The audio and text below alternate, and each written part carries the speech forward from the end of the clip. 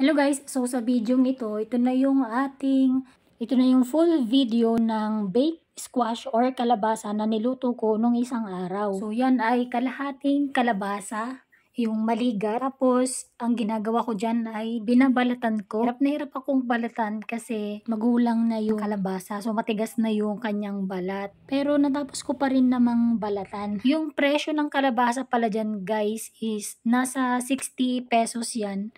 1 kilo. So, sakto na 1 kilo yung kalahating kalabasa. So, kalahati yan dun sa buo. Tapos, isa-isa ko siyang ginayat ng maninipis. So, ayan o. Pagkatapos kong gayatin yung 3 slice na kalabasa, ay aking namang hinugasan ng 2 beses yan. Tapos, ang sunod ay nag-prepare ako dun sa pan ng oven.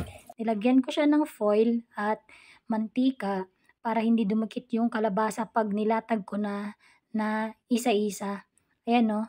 So, nung nalagyan ko na yung isang layer, ayan. So, ready na siya na i-oven or i-bake. So, yung settings ko dyan ay 20 minutes at 250 degrees Celsius yung kanyang temperature. Ayan no. Kung makikita nyo yung pinaka-heater dun sa ilalim ng oven, nag-iinit siya, nagbabaga talaga. Up and down yung heater niyan. Tapos, nung half time, mga 10 minutes, naglagay ako nung isa pang set ng kalabasa at kinuha ko naman yung first set na nilagay ko na kalabasa at nilagyan ko siya ng cheese on top. Ayan, ginigrate ko. So, dinamihan ko talaga yung cheese para mas masarap.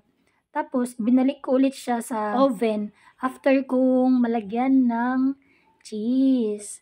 Tapos, itinuloy ko lang tuloy lang yung time niya. So, bale, nasa 5 minutes na lang yung remaining time niya. Nung ibinalik ko yung first set ng kalabasa dun sa oven. And then, ayan na yung ating finished product. Masarap yan, guys. Bilburan ko lang siya ng kunting asin on top para mas malasa. Salamat sa panonood. Sana nagustuhan nyo tong video na to at huwag sanang i-skip. Thank you. Bye-bye!